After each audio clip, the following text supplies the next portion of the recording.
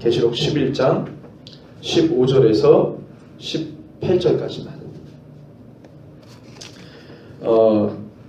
하나님을 찬양하는 부분인데요.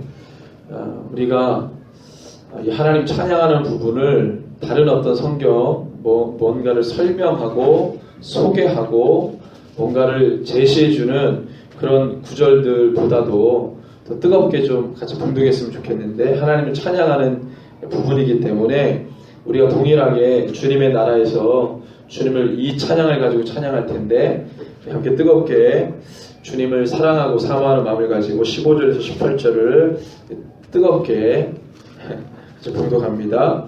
일곱째 천사가 나팔을 불매 하늘에 큰 음성들이 나서 이르되 세상 나라가 우리 주와 그의 그리스도의 나라가 되어 그가 세세토록 왕노릇 하시리로다 하니, 하나님 앞에서 자기 보호자에 앉아있던 24장로가 엎드려 얼굴을 땅에 대고 하나님께 경배하여 이르되 감사하옵나니 옛적에도 계셨고 지금도 계신 주 하나님 곧 전능하신 이여, 친히 큰 권능을 잡으시고 왕노릇 하시도다. 이방들이 분노하며 주의 진노가 내려 죽은 자를 심판하시며 종 선지자들과 성도들과 또 작은 자든지 큰 자든지 주의 이름을 경외하는 자들에게 상 주시며 또 땅을 망하게 하는 자들을 멸망시키실 때로소이다 하더라. 아멘. 아멘. 네, 오늘 말씀의 제목이 교회와 성령입니다. 오늘 11장 말씀을 통해서 하나님이 우리 교회가 참 많은데요. 도대체 이 교회가 뭐 하는 곳이냐, 도대체 이 교회가 뭐 하는 곳이냐, 또 교회 안에는 여러 가지 많은 것들이 있는데, 또 우리가 눈을 뜨고 교회라는 곳을 보면은 여러 가지 많은 것들이 있는데, 그 있는 것들 중에 정말로 있어야 될 것이 뭐냐, 그것을 함께 오늘 21장을 통해서 나누려고 합니다. 잘 귀를 쫓고 세우시고 함께 말씀을 또 나누고 들으셨으면 좋겠어요. 제가 이제 계시록 말씀을 쭉 하면서 계시록 스펙트럼이라는 것을 제가 이렇게 설명을 하나씩 하면서 이렇게 하겠습니다. 이게 꺼졌네요. 그냥 설명할게요. 여러분들 잘 기억하시니까. 이 11장 말씀은 이 6장부터 시작된, 계시록 6장부터 시작된 하나님의 심판의 과정들 가운데 쭉 진행해 가다가 심판이 지금 막 진행이 되는데, 우리가 심판만 너무 보다 보니까 그럼 교회가 뭐 하냐, 이런 생각이 들 수 있는 것이죠. 왜 하나님이 심판을 막 재밌어 하셔가지고 할 게 심판밖에 없어서 막 사도 요한에게 내가 심판을 이렇게 할 건데 저렇게 할 건데 이거를 막 보여주시려고 하는 이 파괴의 심판을 막 좋아서 하시는 분이 아니라, 하나님께서 깊으신 뜻과 이 역사를 이끌어 가시는 데 있어서 하나님의 어떤 이 중요한 부분들이기 때문에 사도 요한에게 엄청난 거룩한 마음을 가지시고 보여주시는 그림들입니다. 하나님 앞에서는, 우리 주보에도 나와 있지만, 하나님 앞에서는 죄가 있으면 안 돼요. 하나님 앞에 죄는 반드시 해결이 돼야 됩니다. 하나님 앞에 죄가 있으면 안 돼요. 하나님 거룩하신 분이기 때문에 거룩한 분 그 존전 앞에 죄가 왔다 갔다 하는 걸 하나님 보실 수가 없어요. 그래서 반드시 그 죄를 해결하는데, 이 죄를 해결하는 방법들과 내용들이 성경 안에 쫙 기록되어 있습니다. 간단하게 말하면 심판하는 거예요. 죄를 징계하고 심판합니다. 근데 그 죄를 짓는 주체가 누구냐면 사람들이잖아요. 근데 이 사람들은 누구냐면 하나님의 형상과 모양대로 지음받은 존재예요. 그러니까 죄를 없애버려야 되는데, 이 죄를 짓는 주체가 사람이라, 이 사람은 또 하나님이 자기의 형상과 모양대로 지음받은 창조물 중에 가장 귀하고 하나님의 사랑을 다 담은 그런 존재라는 거죠. 근데 이 하나님을 닮은 존재가 죄를 지었다고 해서 하나님을 없애버리면 이 세상에 남아있을 사람이 어디 있겠어요? 그게 없잖아요. 그 하나님을 사랑이 하나님이라고 전할 사람도 없게 되는 거고, 어떻게 전하며? 누가 경험한 사람이 있어요? 하나님 앞에 죄 졌다고 다 없애버리면은 하나님의 사랑을 말할 사람도 없는 거고, 경험해본 사람도 없는 거예요. 그래서 우리가 이제 이 성경을 보면은 그럼 하나님이 어떻게 당신의 형상을 닮은 자들을 지어 놓으시고 죄를 지었다고 없애버리시지 않고 어떤 식으로 하나님이 징계하시고 어떠한 방법으로 회복시키셨느냐. 우리 하나님은 막 심판만, 죄를 없애기 위해서 심판만 하시는 분이 아니라 그 목적이 있습니다. 왜 징계하시고 심판하냐면 다시 회복시키려고 하시는 거죠. 그래서 거기에 주안점이 있기 때문에 반드시 하나님의 형상과 모양대로 지음받은 자들은 누구에게로 돌아와야 되냐면 하나님께로 돌아와야 돼요. 이게 하나님이 우리의 가운데 가르쳐 주신 이 진리입니다. 진리. 반드시 돌아와야 돼요. 돌아와야 돼. 누구를 통해서 돌아옵니까? 바로 예수 그리스도를 통해서 돌아와야 되는 거죠. 방법을 하나 만들어 놓으신 거예요. 다른 이름으로는 절대로 올 수가 없어요. 예수님의 이름으로만 아버지께로 올 수 있어요. 왜 그렇습니까? 우리가 죄를 지으면 우리가 죽어야 되는데 우리가 대신 죽지 않고 누가 죽은 거예요? 예수님이 대신 죽은 거예요. 예수님이. 그 예수라는 이름을 가지신 분이 우리를 대신해서 죽으신 거죠. 다른 분이, 다른 어떤 존재가 죽은 게 아니라, 다른 어떤 동물이 죽은 게 아니라, 예수님이라는 분이, 예수라는 이름이 뭐의 뜻이 뭡니까? 자기 백성을 저희 죄에서 구원할 자라는 그 이름의 뜻을 가지신 분이 내 죄를 대신 짊어지고 죽으신 거잖아요. 그분이 아니고서는, 그분의 이름이 아니고서는 아버지께로 올 수가 없는 거예요. 하나님의 방법을 딱 정해줬어요. 이 방법은 누구도 깰 수 없고 누구도 변화시킬 수 없는 하나님 절대 불변의 이 진리입니다. 이것을 누가 어떻게 할 수가 없어요. 이 방법이 아니고서 하나님께로 올 수 있는 방법은 아무것도 없습니다. 그래서 이걸 지켜야 되는 거예요. 역사적으로 이걸 지켰어야 돼요. 그래서 오늘 이 말씀 11장의 말씀은 심판이 막 내려지는 가운데 그럼 교회를 하고 교회 쪽으로 눈을 돌리는 거예요. 교회 쪽으로 눈을 돌리는 거예요. 이 심판이 막 떨어질 때 교회는 뭐 하냐? 교회를 하나님 어떻게 하실 거냐는 거예요. 그것으로 눈을 돌립니다. 그게 10장부터 시작되는데 지난주에 제가 이야기할 때 사명에 관한 이야기를 많이 했어요. 사명. 그래서 10장부터는 심판이 막 진행되는 가운데 그러면은 교회가 이 심판이 떨어지는 가운데 교회가 어떻게 해야 되느냐? 한 단어로 뭐냐면 따라봅시다. 사명. 우리가 목숨을 지켜야 될 일이 있다는 거예요. 교회가, 성도가 목숨을 들여서라도, 목숨을 다해서라도 지켜야 될 일이 있다는 거죠. 이 사명. 옛날에 우리 일제 시대 때 어떤 분들이 계셨습니까? 나라를 되찾기 위해서. 그 사명감으로 독립운동 하신 분들이 있어요. 그렇잖아요. 그 독립운동 하신 분들, 국내에서 하신 분들이나 국외에서 하신 분들이나 똑같이 어떤 사명을 갖고 있습니까? 나라를 다시 되찾겠다. 근데 그 독립운동 하신 분들이 자기 생명을 보존하면서 자기 생명을 이렇게 생각하면서 나라 지키겠다고 했던 분들이 있어요? 아니에요. 윤봉길 의사 보십시오. 그분의 사명은 뭐예요? 내 목숨을 불태워서라도 내가 이걸 알리겠다는 거 아니에요. 저놈을 죽이겠다는 거 아니에요. 우리나라를 집어삼킨 그들을 내 생명 바쳐서, 이게 사명입니다. 내 생명 바쳐서 자기 안위를 돌보지 않는 거예요. 자기 안위를 생각하지 않는 거예요.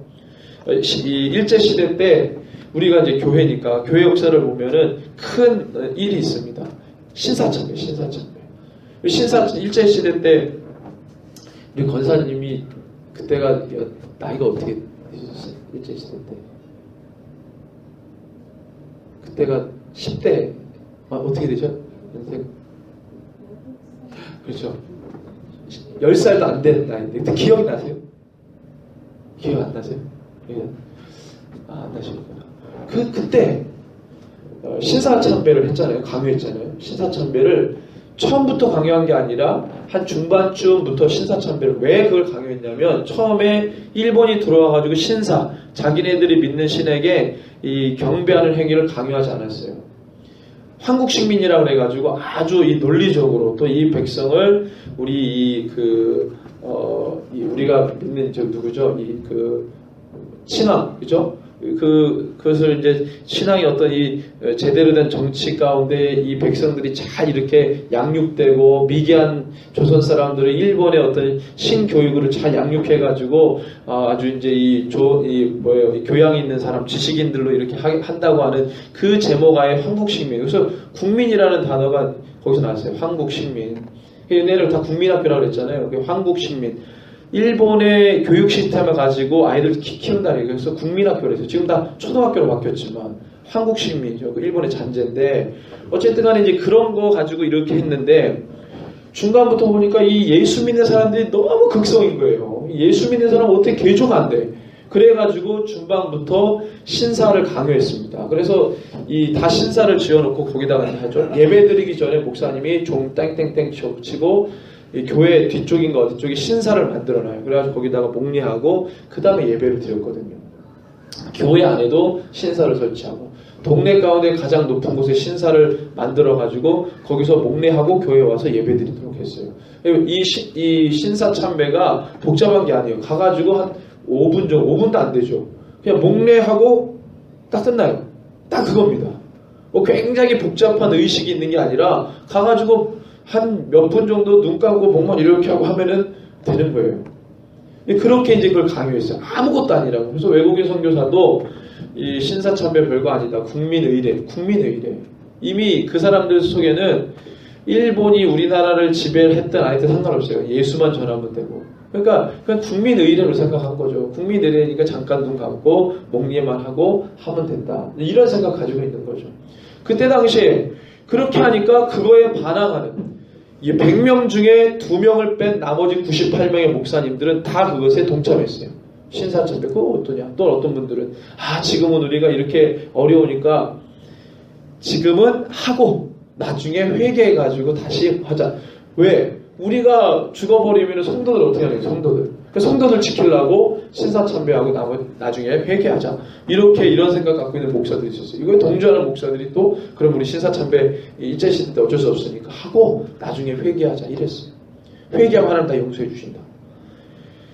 그래가지고 그랬는데 단 2분은 거기에 주기철 목사님 계시죠. 이분이 반대했죠. 죽어도 나는 못한다. 왜? 뭐 때문에 그러신 거죠? 사명. 다른 목사님들은 자기 생명이 보존되는 거예요. 성결교단은 그때 문을 닫아버렸어요. 교회가. 성결교단이 신사참배할 때 교회 문을 닫아버렸어요. 성도들 보고 뭐라 하냐면 교회 나오지 말고 집에서 예배드리라. 성결교단은 그때 문 닫았어요.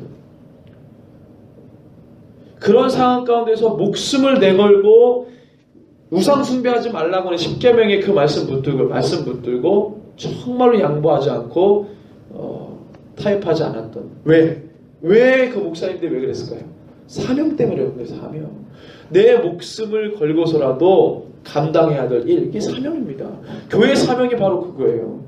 우리가 그래서 지난주에 이 사명을 반드시 붙들어야 된다. 교회가 사명 떨어지고 사명을 잃어버리면 아무것도 할 수 없다. 그랬더니 어떤 분이 교회 사명 그랬더니 이제 교회 와가지고 청소하고 교회 와서 식당 봉사하고 교회에서 차량 봉사. 이게 사명이 아닙니다. 그냥 봉사죠. 봉사하고 사명을 구분을 못해요. 초대교회 때 보십시오. 초대교회 때 7집사를 세웁니다. 7집사를 왜 세우죠? 그 취지가 있었어요. 이 교회가 커졌잖아요. 뭐 커지니까 많은 다양한 사람들이 막 들어옵니다. 근데 그때 사도들이 말씀을 가르치고 섬기고 그 다음에 구제하고 이걸 다 했어요. 사도들이.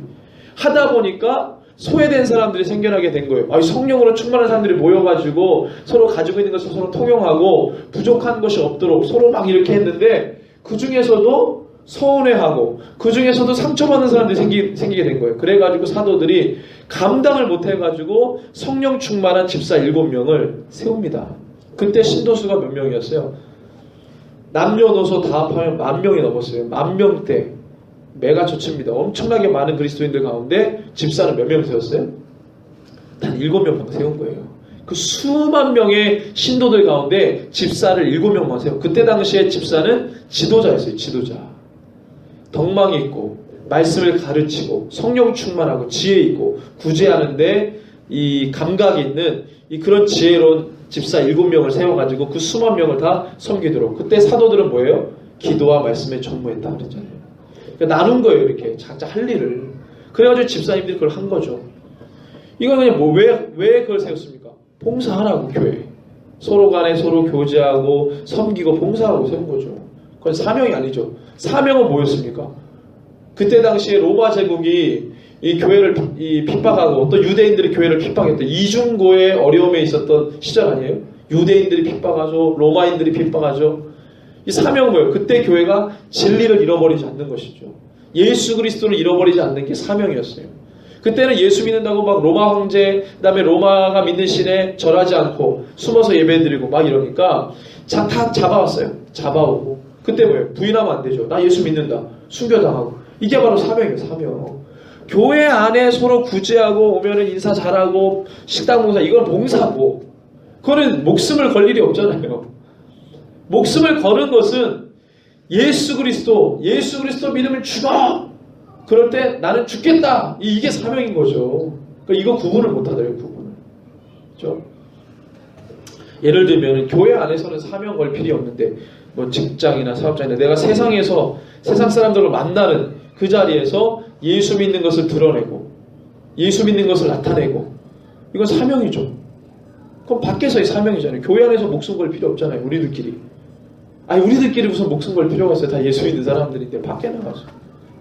국가가 이제 좀 뭐예요? 법을 만들어가지고 이상하게 설교하는 사람 잡아가지고, 미국은 다 몇 개 주가 그 소수 인권을 막 신장이 되니까 소수자들에게 혐오감을 주는 설교하면은 벌금형, 그거 안 되면 구속이에요. 미국의 몇 개 주는 그렇게 다 만들어놨죠. 법이 다 통과되고. 우리나라도 지금 발의 중인데, 만약 그게 했을 때 주기철 목사님처럼 신사참배해라! 안 하겠다! 국가법이잖아요, 그게. 물론 일본이 우리나라 식민통치에서 만든 법이지만 법을 거부하는 거죠. 다니엘도 제국의 황제가 법을 만든 것을 어겼죠. 그걸 따라갔습니까? 따라가면은 기도 안 했겠죠. 따라가면은 하나님 이 믿는 믿음이 안 세워졌겠죠. 거부하잖아요. 하나님을 살아가는 것이 그 세상 법보다 우위에 있어야 돼요. 그걸 깨는 거죠. 그렇다고 세상 사람 나를 잡아가지만 하나님 우리 인정해 주는 거죠. 그죠? 그게 사명이란 말이에요. 그런 게. 우리나라 이제 사명, 교회들이 뭐 종교의 자유가 있으니까 사명 걸 일이 별로 없었어요. 근데 이제 앞으로는 사명 걸 일이 생깁니다. 진짜로. 그 시대가 다가오고 있어요. 평소에 사명의 감각이 없는 사람들은 그런 시대가 와도 타협합니다. 100년 전에 목사님들이 신사참배할 때 나중에 회개하면 돼. 지금 우리 그냥 이렇게 합시다. 이렇게 타협했던 목사들처럼 그런 사람들이 생겨나게 돼요. 사명이 없는 사람들이에요. 종교의 자유가 있는 나라에서는 사명 걸 일이 별로 없어요. 그런데 시대가 악해지면 악해질수록 뭐예요? 이제는 진짜로 교회가 사명 걸 일이 생깁니다. 그러면 그때 누가 살아남냐면 평소에 사명 의식이 있는 성도들만 살아남는 거예요. 절대 양보 안 하거든요.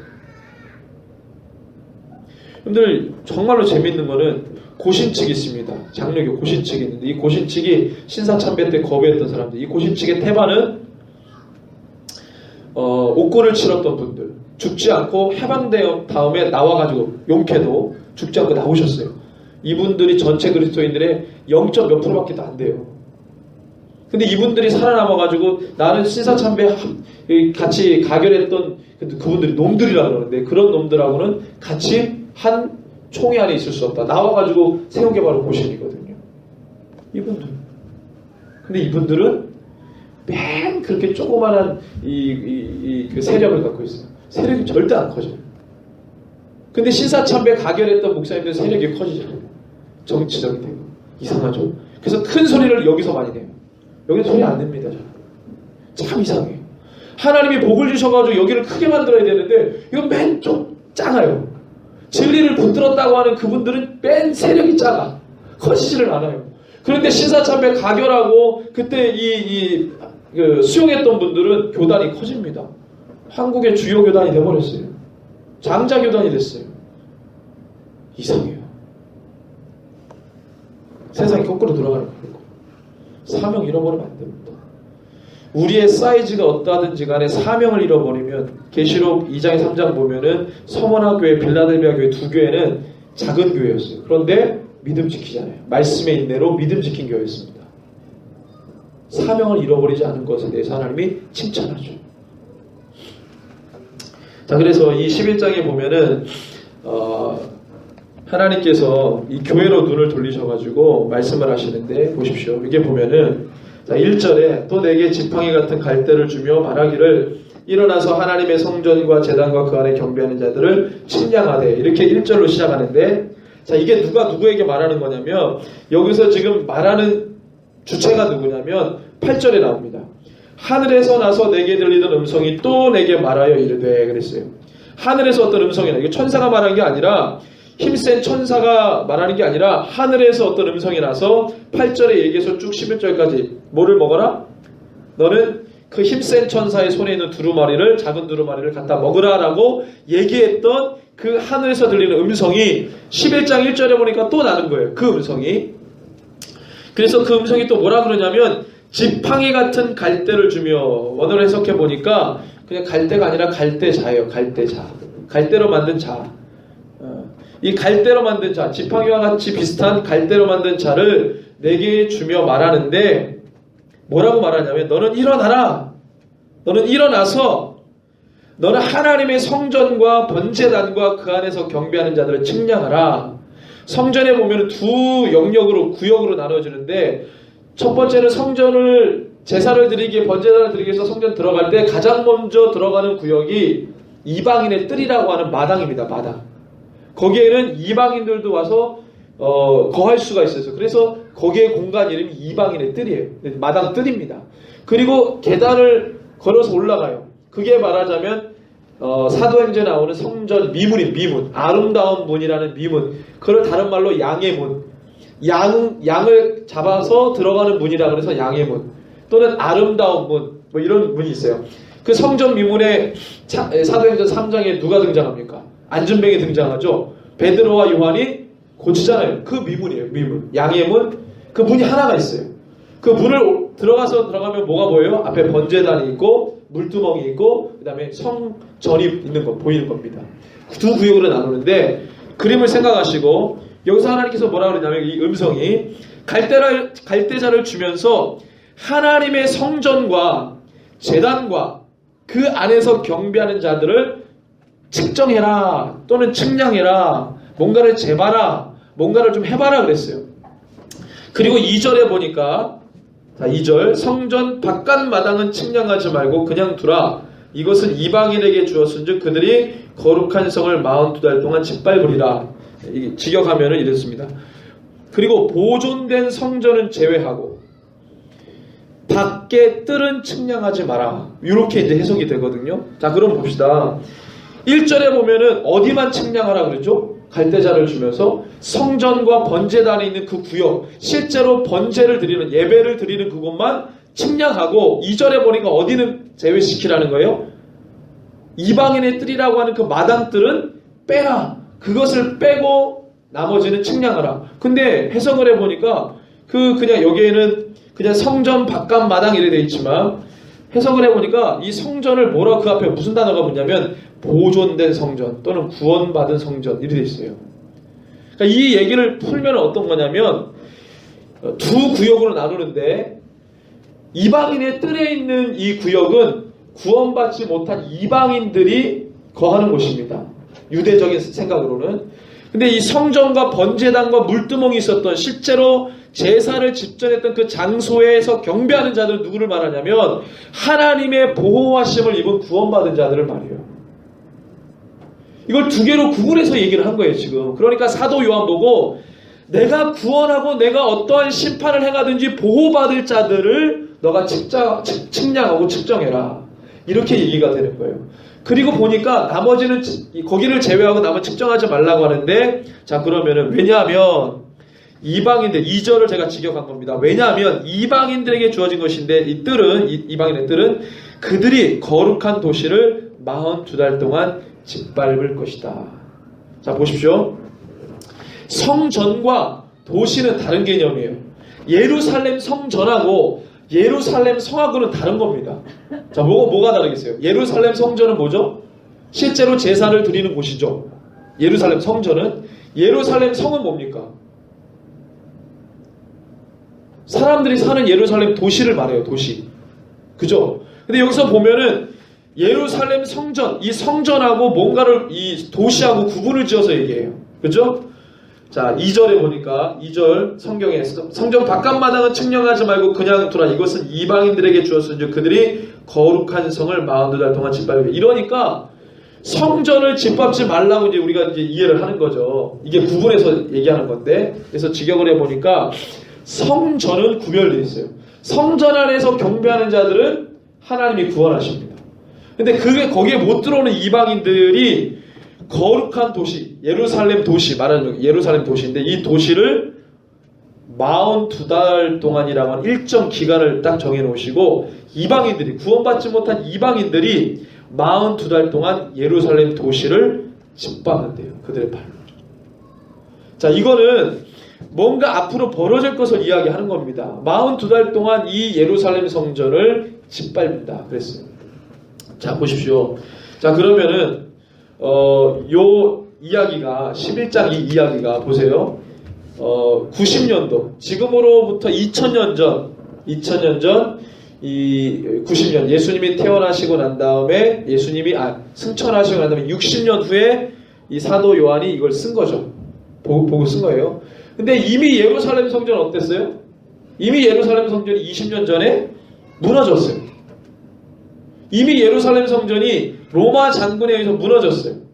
자, 그러면 이거를 볼 때 지금 그때 20년 전에 벌어진 일을 얘기하는 거예요? 아니면 앞으로 될 일을 지금 얘기해 준 거예요? 이제 신학자들이 이거를 어떻게 해석하냐면, 배웠다고 하는 분들이 이거는 로마의 티투스라고 하는 장군이 이미 예루살렘 성과 예루살렘 성전을 다 무너뜨렸다라는 것을 이해합니다. 근데 어디를 봐도 이거는 앞으로 되어질 일들을 얘기하는 거지 된 일을 얘기한 게 아니에요. 원어적으로 더 보면 다 미래 단어를 썼어요. 미래 단어를 썼어요. 단어 분석해 보면 앞으로 되어질 일이, 앞으로 지금 한번 경험하지 않은 앞으로의 일을 얘기하는 거죠. 그러니까 하나님이 구원받을 자, 하나님의 구원을 받은 자들, 이 여러분들 7장에 보면은 인쳤죠. 인친 자들은 뭐예요? 구원을 이미 정했다는 거예요. 그 이미 구원을 정한 상태에서 이 하나님이 성전에서 경배하는 자들을 구원받은 자들이라고 얘기해놓고 이들은 보호하십니다. 하나님이 보호하시고, 성전 바깥마당에서 성전 안에 들어오지 못하는 그 이방인들이 42달 동안 거룩한 도시를 짓밟는다고 하나님께서 말씀하세요. 앞으로 되어질 일입니다. 앞으로. 자, 그러면 지금은 사도 요한이 이걸 받았을 때는 예루살렘 성전이 다 무너졌어요. 없어요. 로마 장군에서 다 무너졌어요. 그럼 앞으로 되어질 일이라면 상식적으로 다시 예루살렘 성전이 회복되겠구나. 그죠? 회복돼야 무너질 거 아니에요. 네. 근데 지금 이스라엘의 예루살렘 성전이 있을까요? 없을까요? 네? 예루살렘 성전이 있어요? 없어요? 이스라엘이 지금 없잖아요. 그죠? 거기에 이슬람 사원이 있잖아요. 예루살렘 성전이 아니고. 근데 지금 급진 유대인들이, 돈 많은 유대인들이 제3성전을 짓기 위해서 준비를 다 마쳤어요. 제3성전을. 그것 때문에 지금 현 카톨릭 교황이 이스라엘 가서, 오바마도 지금 해결이 안 됐는데, 오바마가 국무장관 보내고 그랬는데도 해결이 안 됐는데, 이 천주교 카톨릭 교황, 현 교황이 이스라엘도 가고 그래가지고 이슬람교 최고 지도자하고도 만나서 이야기하고 그래가지고 조종하고 있어요. 조종.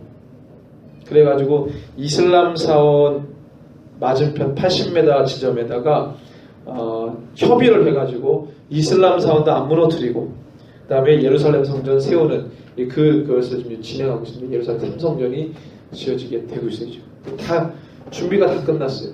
법궤도 모든 것을 다 준비했어요. 막대한 자금을 다 총동원해가지고, 이 유대인들 돈이 많거든요. 그걸 다 이제 준비하고 있는데, 보세요. 지금 이 성경이 기록한 대로 조금씩 가고 있어요. 그게 세워진다 그러면은 실제로 뭔 일이 벌어지겠어요? 이방인들에 의해서 반드시 다시 세워진 제3성전의 예루살렘이 성전도 무너질 뿐만 아니라 지금 있는 예루살렘 시티도, 도시도 완전히 무너지게 된다는 것입니다. 42달 동안.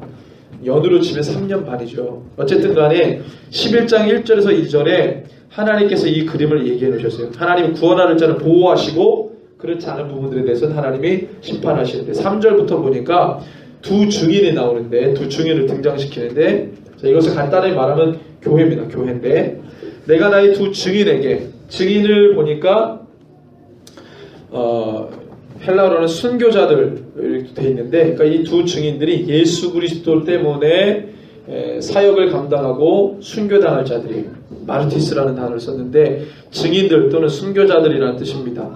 이들에게 뭘 주십니까? 권세를 줍니다. 권세. 실제적으로 어떤 사람이 아니라 이거는 공동체, 교회, 이스라엘 교회, 이방인 교회. 그런데 이 교회에게 하나님이 권세를 주세요. 교회에게 권세를 주십니다. 교회에게 힘을 주세요. 하나님의 힘을 주세요. 이미 그게 어디 나와 있어요? 마태복음 16장 베드로의 신앙 고백을 들으시고 그 다음 뭐예요? 내 이 천국 열쇠를 누구에게 준다 그래요? 올바른 신앙 고백을 한 이 베드로라고 하는 그 이름 위에 열쇠를 주고 교회에게 이 천국 열쇠를 주신 겁니다. 그리고 계시록 3장에 보니까 뭐예요? 다윗의 열쇠를 가지신 이가 라며 열면 닫을 자가 없고 닫으면 열 자가 없는 이가 이르시되 이분이 천국 열쇠를 가지고 있었는데 이걸 누구에게 줬다고요? 교회에게 줬다는 거예요. 닫으면 열 사람이 없고 열면 닫을 사람이 없는 그 고간 키를 열쇠를 교회에게 줬다는 거예요. 그 권세입니다. 권세. 맺고 푸는 권세. 마태복음 16장 또 계시록 3장이 나오죠. 자, 그래서 이 권세를 주는데 그들이 굵은 베옷을 입고 1260일 이것도 달로 치면 42달 연으로 하면 3년 반입니다. 예언합니다. 예언. 3절에 보니까 직역하면 그리고 나는 나의 두 중인들에게 힘을 줄 것인데 3배옷이 입혀져서 그들이 1260일을 예언할 것이다. 이 3배옷은 왜 입냐면 회개할 때 입습니다. 회개할 때. 회개를 뜻하는 거예요. 굵은 배옷, 이 3배옷을 입는다고 할 때는 이거는 회개를 의미해요. 회개. 그러니까 마지막 때에 교회가 사명 가진 교회는요, 회개하지 않으면 그 사명 감당 못해요. 거룩한 영성을 유지하지 못하면 그 감당 못해요. 세상과 적당하게 타협하면 그건 사명이 없는 겁니다. 내 목숨을 건다는 것은 내 안위를 생각하지 않고 바울이 그랬잖아요. 자기의 이 생활에 얽매이지 아니한 자를 그리스도의 병서로 세운다 그랬어요. 똑같은 얘기입니다. 그게 사명받은 그리스도인이거든요. 자기 생활에 얽매이지 않은 그리스도인. 똑같은 얘기입니다. 똑같은 얘기예요. 굵은 베옷을 입고 회개의 영성, 거룩한 영성 가지고 3년 반 동안 뭐 하는 사람들이에요? 예언하는 사람들이에요. 하나님의 말씀을 증거하고 나타내는 순교자들입니다. 죽을 자들이란 말이죠. 순교자들은. 그 사역하다가 목숨이 보존되는 게 아니라 그 사역하다가 죽을 자들이에요. 이거 순교자들입니다. 초대교회 교부들은요, 자기가 교부가 되면 죽을 거라는 걸 다 알았어요. 내가 그리스도인이라면 죽을 거라는 걸 다 알았어요. 그래서 바울이 웬만하면은 부름받은 주의 종들에게는 결혼하지 말라 그랬습니다. 왜? 순교당할 거니까. 그 당시에 교회 지도자, 교부 또는 감독 이런 사람들은 죽을 각오를 하고 그 교회 지도자가 됐어요. 실제로 많은 초대교회 교부들이 로마 황제에 의해서 다 순교당합니다. 엄청나게 순교당해요. 목숨을 거는 거죠. 근데 어떻게 2000년 동안에 교회가 흘러오면서 이상하게 바뀌었는지 사명, 순교 이런 것이 교회와 거리가 멀어져 버렸어요. 그런 이 사명의 마인드가 없는 것이죠. 자, 4절에 보니까 그들은 이 땅의 주 앞에 서 있는 두 감람나무와 두 촛대다 그랬습니다. 4절에 보니까 이들은 그 땅의 하나님 앞에 선 두 감람나무들과 두 등경들이에요. 등경은 뭐 하는 거죠? 비치는 거잖아요. 비치는 거. 촛대 비치는 거 아니에요. 감람나무는 뭡니까? 감람나무는 하나님께서 기름을 부을 때 세 부류의 사람에게 기름을 부었어요. 왕, 제사장, 선지자거든요. 왕, 제사장, 선지자에게 기름 부을 때 그 기름이 어떤 기름이냐면 감람나무에서 나온 감람유라는 거예요. 이 감람유를 가지고 왕, 제사장, 선지자에게 기름을 부었어요. 이게 오늘날 뭘로 말합니까? 기름을 부어서 이 세 부류의 하나님의 사명된 자들로 쓰였다는 것은 지금으로 말하면 성령이 임해가지고 그 성령을 받은 자들이 주의 사명 감당하는 교회를 말하는 것입니다. 교회, 빛을 내고 이 하나님이 기름 부어 공동체, 교회죠.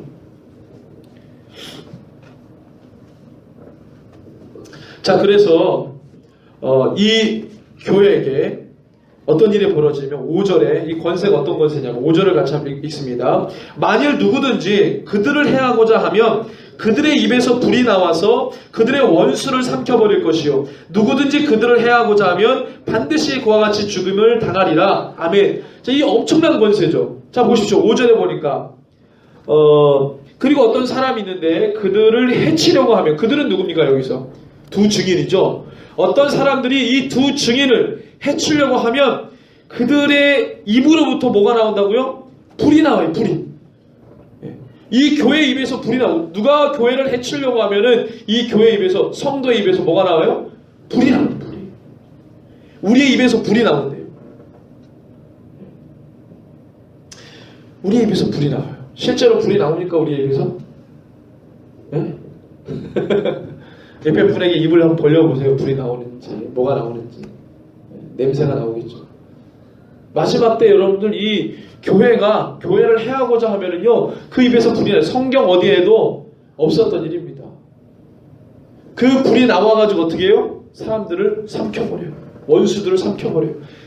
5절에 보니까 그들의 원수들을 삼켜버리고, 그리고 어떤 사람이 있는데 그들을 해치려고 하면 이와 같이 죽임을 당한대요. 교회를 건드리려고 하면은 그 입에서 불이 나와가지고 그들을 다 삼켜버립니다. 근데 이 교회의 이 복음의 사역이 3년 반밖에 안 돼요. 그 다음에는요, 이들이 순교당해요. 교회가 권세가 깨집니다.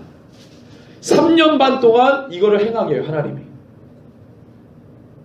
교회의 권세가 3년 반 동안. 그리고 처참하게 깨집니다. 순교당해요. 엄청난 순교 역사가 일어납니다. 여러분들, 우리 입에서 불이 나가려면요, 말씀이에요, 말씀. 우리 하나님의 입에서 말씀의 검이 나와가지고 거짓 선지자들과 짐승들을 다 죽여요. 뭘로? 입에서 나온 검으로. 여러분들, 우리에서 불이 나오려면요, 말씀을 많이 먹어야 돼요. 말씀을 많이 먹어야 우리 입에서 불이 나와가지고 그들을 살라버립니다. 삼켜버려. 우리 말씀으로 그들을 압도하는 거예요. 말씀으로. 말씀으로.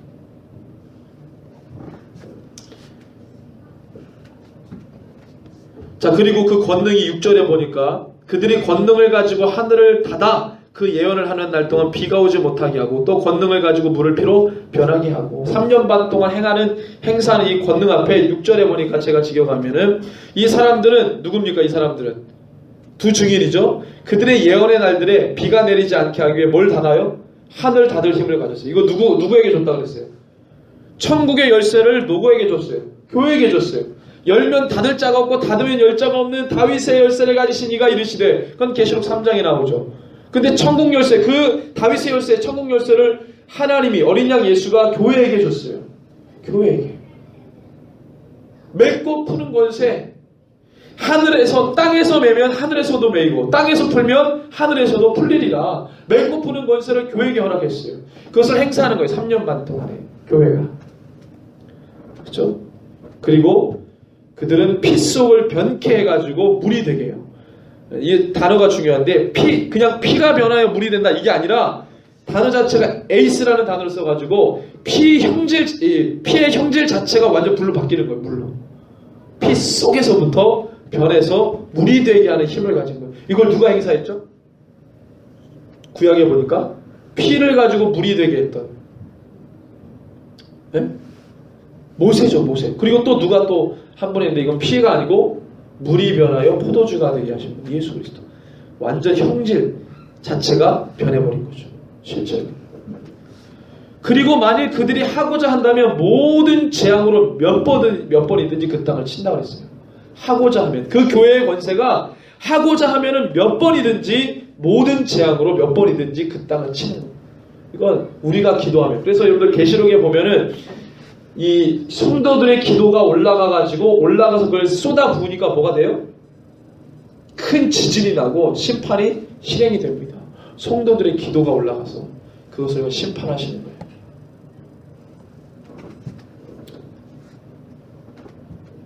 여러분, 우리가 이 안에 좀 들어가야 됩니다. 우리가 이 권세를 회복해가지고 교회가 이방인들이 구하는 거 따라가면 다 죽는 거예요. 그죠? 예수님이 가르치신 주기도문 있잖아요. 이방인들처럼, 마태복음 6장에 이방인들처럼 구하지 마라, 이방인들처럼 기도하지 말라고 가르치신 기도가 주기도문입니다. 여기에 보면 뭐라고 되어 있어요?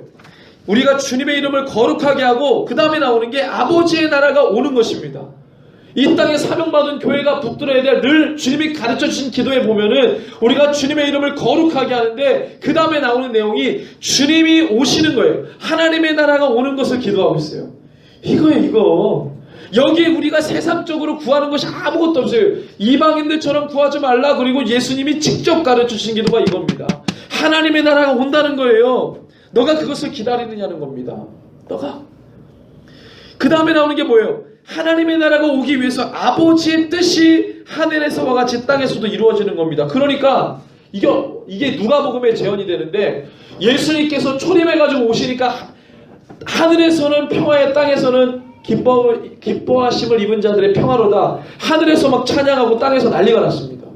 아버지의 뜻이 하늘의 뜻이 땅에서 이루어질 때 천상의 존재들이 막 하나님을 찬양합니다. 기뻐합니다. 그렇죠? 땅에서는 평화가 온대요. 예수님이 평강이잖아요. 예수님이 평화로 오셨잖아요. 막힌 담을 허시는 분으로 오셨잖아요. 근데 예수님이 세례를 받으실 때 주님이 가만히 있었습니까? 하나님이? 아니죠. 예수님이 세례를 받으니까 세례를 받고 딱 나오니까 누가 쫙 내려오십니까? 강림하세요. 성령님이 쫙 강림해 주세요. 그리고 하나님 아버지가 얘기하세요. 이는 내 사랑하는 아들이다. 기쁨을 입은 아들이다. 아니 죄를 회개케 하는 세례를 받는데 왜 하나님이 기뻐하냐고 막 침울하고 자존심 상하고 그래요. 예수님이 죄가 없잖아요. 예수님 죄가 없는데 왜 죄를 회개케 하는 물 세례를 받고 나오는데 막 성령님이 강림하시고 막 하나님이 내 사랑하는 아들 내 기뻐하는 자라고 말하니까 아버지의 뜻이 이루어졌기 때문에 그렇습니다. 모든 죄를 주님 앞에서 다 해결하시고 그 죄를 짊어지신 이 아버지의 뜻이 구원을 이루시는 아버지의 뜻이 지금 이루어졌기 때문에 내 아들이 모든 죄를 짊어지기 위해 죄를 회개케 하는 세례를 받았구나. 그는 죄가 없지만 우리가 받을 죄를 없애버리는 이 물세례를 우리가 받아야 되는데 예수님이 십자가를 나중에 져야 되잖아요. 그 십자가를 지는 과정 중에 하나 첫 번째가 뭐예요? 죄를 회개케 하는 물세례를 받는 거였어요. 안 받아도 되시는 분이. 아버지의 뜻이 이루어지니까 아버지가 기뻐하는 거죠. 그게 중요한 거예요. 아버지의 뜻이 하늘에서와 같이 땅에서도 이루어지는 겁니다. 이게 바로 교회의 사명이에요. 교회의 사명. 이거를 이루는 겁니다. 이거 없어지고 내가 잘되게 해주세요. 내가 성공해야 됩니다. 내가 많은 부를 쌓아야 되겠습니다. 그렇게 나왔던 모든 사람들은 다 예수님과 더 깊은 대화를 못했어요. 부자 청년도 그랬고 신앙의 깊은 고민을 하고 왔지만 더 이상 대화가 진전이 안 됐어요. 기쁨도 없고 공허한 채로 돌아갔습니다. 세상의 마음을 가득 안고 있었던 사람들은요, 주님과 대화가 진전이 안 돼요. 더 깊이 안 들어갑니다. 예수님 딱 잘라버려요. 근데 삭개오 같은 사람은 기쁘잖아요. 열매 그 대화의 그 식탁교제의 결론이 뭐였습니까? 열매가 뭐였어요? 한 번도 삭개오가 경험해보지 못한 풍성함을 그 아들이 경험합니다. 뭘 통해서? 예수님이 복음을 선포하니까 자기가 가지고 오히려 뭐예요? 주려고 하는 게 아니라 다 내려놔요. 한 번도 삭개오는 돈을 만지는 사람이에요. 삭개오 세리장 아닙니까? 돈 세는 사람이고 돈 만지는 사람인데 그걸 아무리 만져도 만족이 없었어요. 예수님을 딱 만나고 나니까 다 버립니다. 한 번도 경험해보지 못한 기쁨을 삭개오가 경험해요. 이게 바로 성도입니다. 성도. 예수님의 12제자는 십자가에서 다 도망갔지만 삭개오라든지 아리마대 요셉이라든지 수많은 그 여성 제자들은 안 도망갔어요. 그나마 사도 요한이 체면지켜줬잖아요. 갔다가 왔으니까. 근데 그런 무명의 사람들은요, 예수님이 12제자보다 낫다니까요. 왜 그들이 사도가 안 됐는지 모르겠어요. 사도보다 훨씬 낫대. 근데 그들은 사도가 안 되고 그냥 제자로 남았죠. 사도는 예수님 십자가상에서 도망갔다가 나중에 회복된 그들이 어떻게 사도가 됐어요. 아이러니합니다. 어쨌든 간에 아버지의 뜻.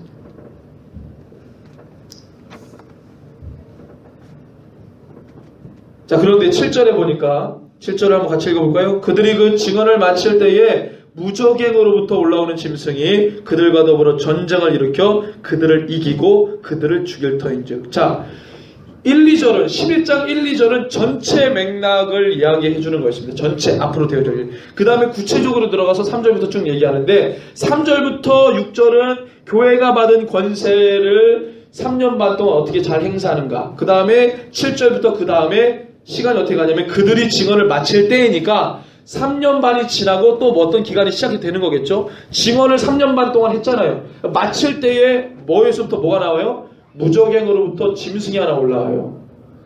이건 하나님하고 상관없는 애예요. 이 짐승이 올라와요. 그래서 그들과 더불어 전쟁을 일으킵니다. 그들이 누굽니까 여기서는? 그들이 누구죠? 두 증인입니다. 두 증인. 교회와 함께 전쟁을 일으킨대요. 교회와 전쟁을 일으킨대요. 세상에서 무슨 뭐 서구 세력과 이슬람의 전쟁, 종교 간의 전쟁, 그게 아닙니다. 그건 우리가 가시적으로 보여진 전쟁이고, 실제 영적인 전쟁은 사단과 성도들의 전쟁이에요. 사단과 성도들의 전쟁.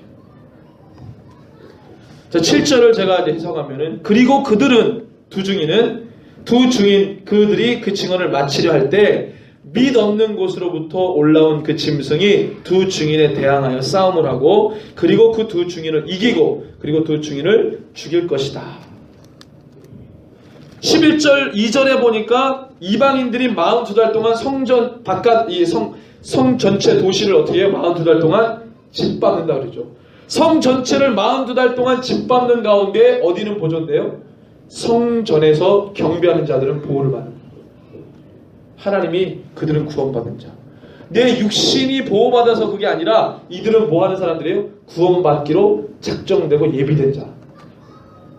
자, 그래서 7절에 보니까 그들을 죽이는데 8절에 보니까 그들의 시체가 큰 성길에 있으니 그 성은 영적으로 하면 소돔이라고도 하고 애굽이라고도 하니 곧 그들의 주께서 십자가에 못 박히신 곳이라. 근데 8절에 이게 엄청나게 중요한데, 자 보세요. 8절.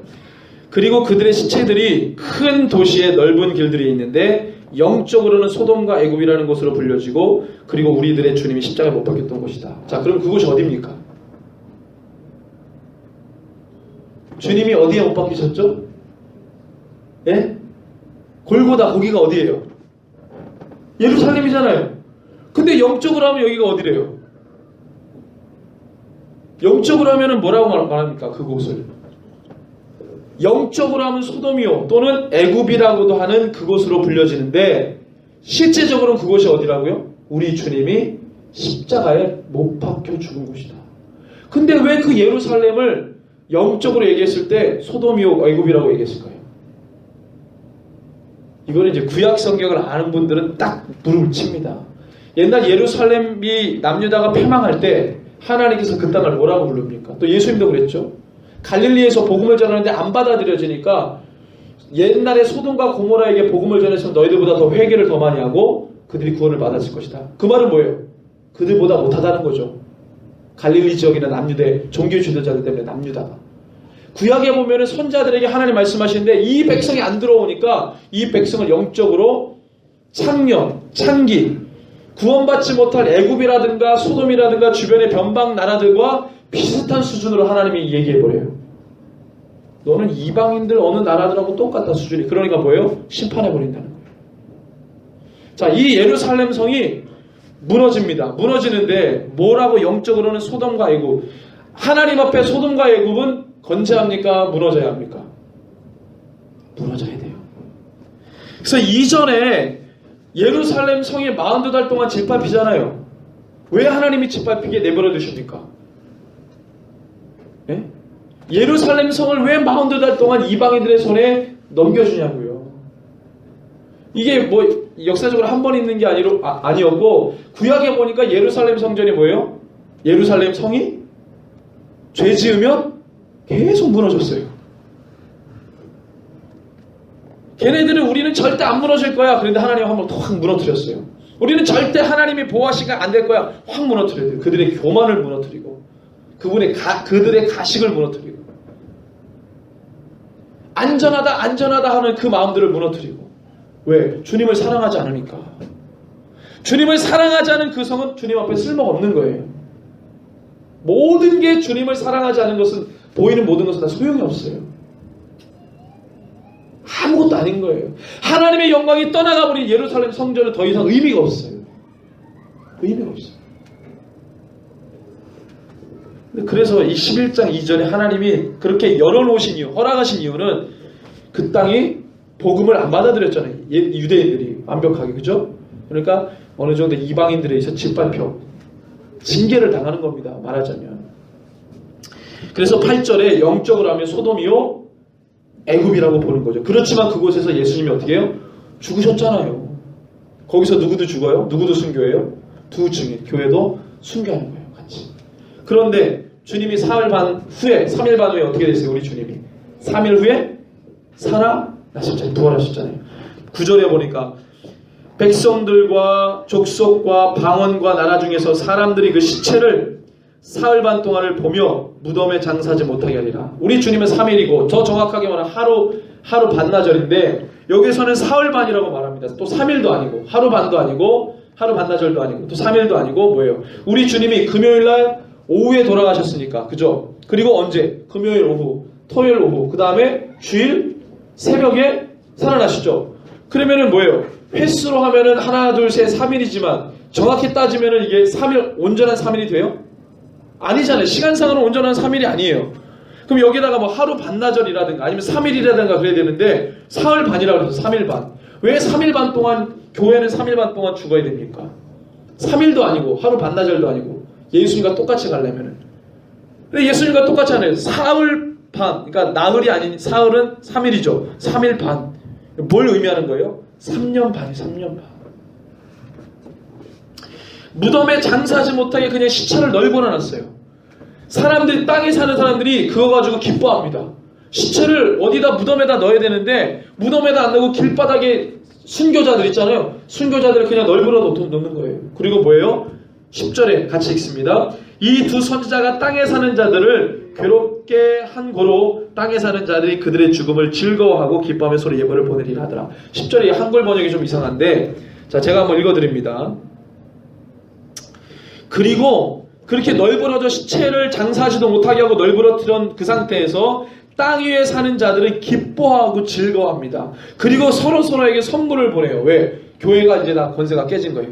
교회가 이제 막 순교당하고 그런 거예요. 그걸 깨지는 걸 보고 서로 기뻐하고 즐거워합니다. 서로에게 잘했다고 선물을 보내요. 왜냐하면 이 두 예언자들이 그 땅에 사는 자들을 시험했기 때문에, 괴롭게 했기 때문에.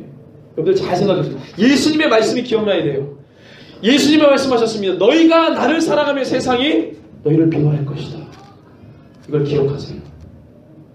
우리가 죽는 것을 보고 가장 기뻐하는 놈들이 누구냐면 하나님을 대적하는 무리들, 세상 사람들입니다. 서로가 서로를 예물을 보내는데 잘했다. 우리 주님이 죽으셨을 때 종교 지도자들이 환호성을 불렀던 거죠. 교회의 권세가 깨지면 세상 사람들이 좋아합니다. 박수 쳐요. 세상, 우리가 어떻게 해요? 세상을 죄라고 말했기 때문에, 세상을 미워하다고 말해, 세상이 죄를 지었고 세상이 음란하고 세상이 악하다고 말하기 때문에 세상 우리를 싫어해요. 그것을 얘기하는 겁니다. 11절 중요하죠. 11절부터 3일 반 후에 하나님께로부터 생기가 그 속에 들어가매 그들이 발로 일어서니 구경하는 자들이 크게 두려워하더라. 자, 뭐가 들어가요? 생기가, 살아있는 영, 그것이 들어갑니다. 살아있는 영, 그 거룩한 영, 살아있는 영이 그 속에 들어가서 그가 부활합니다. 그리고 3일 반 후에 하나님으로부터 생명의 영이 그들에게 들어갔다. 그리고 그들의 발들로 섰고 자세히 보는 그들이 크게 두려워한다. 교회가 다시 회복되고 주님께 이제 올라가는데 그것을 누가 봐요? 세상 사람들이 발로, 단어가 이렇습니다. 발로 딱 섰다는 거예요. 죽었던 그 시체들에게 영이 들어가니까 걔네들 장사 안 했잖아요. 장사 안 한 게 천만다행인 거죠. 시체가 널브러져 있는데 주의 영이 들어가니까 그들이 다시 일어나서 발로 딱 섰대요. 그걸 본 거예요. 땅에 사는 자들이. 장사를 안 하기 천만다행이죠. 장사했으면 막 뚫고 나와야 돼. 땅을. 그런 수고로움이 있는데 땅에다 널브러뜨려 놨으니까 그냥 일어나가지고 발로 서는 걸 다 본 거죠. 그죠? 그래서 그걸 본 자들이 크게 두려워합니다. 12절에 하늘로부터 큰 음성이 있어 이리로 올라오라 함을 그들이 듣고 구름을 타고 하늘로 올라가니 그들의 원수들도 구경합니다. 다 봤다는 거예요. 12절에 그리고 그들은 하늘로부터 이런 말을 듣습니다. 너희들은 이곳으로 올라가라 라고 하는 그에게 말하는 큰 소리를 들었어요. 그들이 그 말을 듣고 구름으로 하늘까지 올라갔고 원수들은 그들을 자세히 봤어요. 그를 똑똑히 봅니다. 실제로 발로 서서 음성을 듣고 올라갑니다. 이 음성은 누구 만들어요? 세상 사람들은 못 듣습니다. 누구만 들어요? 이리로 올라오라 라는 말을 누구만 듣습니까? 교회만 듣습니다. 양은 목자의 음성을 듣죠. 이리가 목자의 음성 듣습니까? 들어도 상관도 안 해요. 양이 그 음성을 듣는 거예요. 목자의 음성을 듣고 쫙 올라옵니다. 그때 듣고 올라가시기를 바랍니다. 그때도 막 헤매시면 안 돼요. 들었는지 안 들었는지 정확하게 듣고 올라가셔야 돼요. 들어야 올라가니까. 그렇죠? 실제입니다. 실제. 이게 묘사, 사도연이 본 그대로 쓴 거예요. 구름으로 하늘 위로 올라간다. 구름을 탔다는 말은 아니지만 이 구름으로, 구름이 있으니까 하늘에 구름이 있으니까 그냥 이게 상징이면은 그냥 하늘로 올라갔다 그러면 되는데 구름이라는 단어를 썼죠. 구름, 하늘에 구름 있잖아요. 그 구름으로, 구름 속으로 쫙 올라가는데 하늘을 향해 올라가는 거죠. 그리고 자세히 봅니다. 그러니까 이게 성경 한글 번역이 좀 이렇게 애들처럼 번역이 되어 있어요. 구름을 타고 올라갔다 그래요. 구름을 타고. 그렇죠? 근데 원어를 직역해 보면 구름을 타고 간 게 아니라 구름 속으로 하늘을 향해 올라간대. 구름 속으로. 왜냐하면 실제로 올라간 걸 보니까 하늘에 구름이 있잖아요. 그러니까 구름 속으로 다 올라가는 거예요. 구름 속으로. 근데 그 구름을 뚫고 이제 어디로 가는 거예요? 하나님께서 올라오라고 하는 그 하늘로 올라가는 거죠. 쭉 올라가는 거예요.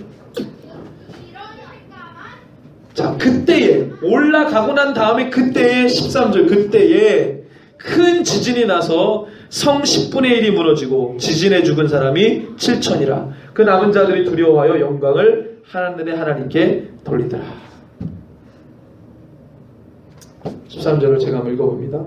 그리고 그 같은 시간에 여기는 그 후에라고 그때라고 되어 있는데 그 같은 시간에 올라간 걸 보고 그 동일한 시간에 거의 제가 비슷하게 현상이 일어날 것 같은데 그 같은 시간에 그곳에 큰 지진이 나는데 그 성의 10분의 1이 무너지고 그 지진으로 인해 7천 명이 죽었고 그 남은 사람은 두려워하게 되고 하늘의 하나님께 영광을 드립니다. 그 성은 어디예요? 지금 예루살렘을 얘기하는 거예요. 그 예루살렘에서 죽고 일어난 자들이 다 올라갑니다. 이건 상징 예루살렘이 아니라 실제 그 성이에요. 그 성이 무너지게 되고 거기서 그 지진으로 인해 7천 명이 죽어요. 아마 뉴스에 막 보도가 될 거예요. 그 남은 사람은 두려워하게 되고 거기서 남은 사람은 제가 그랬죠. 남은 자. 심판을 행해서 남은 자, 뭐해서 남은 자, 하여튼 모든 상황에 뭐가 있어요? 남은 자들을 남겨놔요. 왜 남는 자들을 남겨둘까요? 채를 계속 갖다 대는 거예요. 뭘 골라낼 때까지. 제일 안 좋은 놈을 남을 때까지 계속 채로 갖다가 털털 터는 거예요. 한 번 털고, 두 번 털고, 세 번 털고, 가장 안 좋은 놈이 남을 때까지. 그래서 그 남은 사람들이 또 어떻게 해요? 두려워하게 되고 하나님께 영광을 돌립니다. 돌아오는 거죠. 그 자리, 안 그런 사람들도 있지만. 14절에 둘째 화는 지나갔으나 보라, 뭐가 이래요? 셋째 화가 올 것이다. 이르다 그랬어요. 두 번째 화가 지나갔다. 볼지어다. 세 번째 화가 단어를 뭘 단어로 썼냐면 당장 온다. 당장. 여기는 그냥 뭐 이르도다 그랬는데 실제로는 당장 온다. 세 번째 화가 당장 와. 그리고 15절에 보니까 뭐가 불려져요? 일곱 번째 나팔이 불려집니다. 근데 일곱 번째 나팔이 불려지는데 여기서 막 찬양이 나와요. 그전에는 그러지 않았죠. 그죠? 근데 여기서 왜 찬양이 나올까요? 예? 여기서 찬양이 나오는 이유는 이 다음에 7개의 대접이 쏟아지는데 이 대접은 교회하고 상관이 있다고 그랬어요? 없다고 그랬어요? 없습니다. 이미 구원받은 자들이 다 올라갔어요. 이미 구원받은 자들이 주님과 만났어요.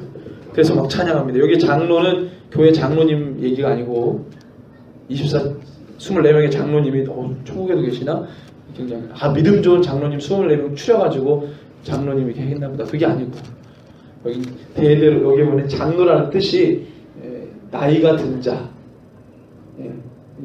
대표자 뭐 이런 뜻이거든요. 그러니까 믿음의 대표자 24명이 천국에 가면 있나 봐요. 그 24 장로들이 어떻게 해요?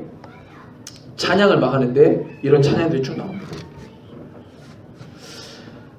저와 여러분들이 이 말씀을 오늘 이 11장 말씀을 쭉 보면서 군데군데 성령 하나님께서 마지막 결정적으로 모든 일들을 다 하시고 난 다음에 이제 성령님이 마지막 등장하시는 게 바로 모든 교회가 깨어지고 순교당할 때 그들을 다시 살리는 일을 마지막으로 하십니다. 성령님.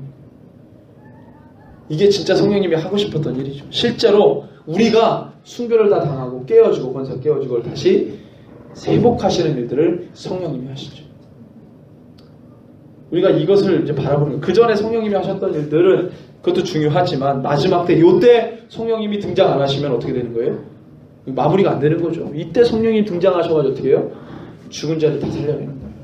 우리가 실제 다시 살아나요. 그래서 죽은 자들의 첫 열매가 되죠. 누가? 예수 그리스도가 그것을 했기 때문에 우리가 다시 그럴 수 있는 거예요. 자, 로마서 8장 읽고 우리가 마치겠습니다. 로마서 8장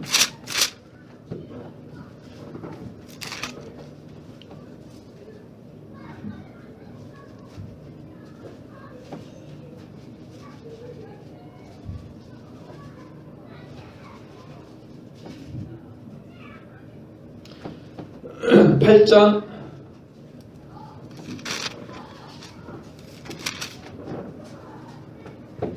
11절에 보면 아주 중요한 말씀이기 때문에 이걸 읽고 맺겠습니다. 8장 11절 같이 읽습니다. 시작. 예수를 죽은 자 가운데서 살리신 이의 영이 너희 안에 거하시면 그리스도 예수를 죽은 자 가운데서 살리신 이가 너희 안에 거하시는 그의 영으로 말미암아 너희 죽을 몸도 살리시리라. 아멘. 성령님이 들어오셔야 돼요. 마지막에. 그러면 로마서 8장 11절의 이 말씀이 진짜라는 걸 그때 경험하게 되는 것입니다. 저 여러분들 마지막 교회와의 성령 불가분의 관계, 사명 잃어버리면 이게 다 내 것이 아닙니다.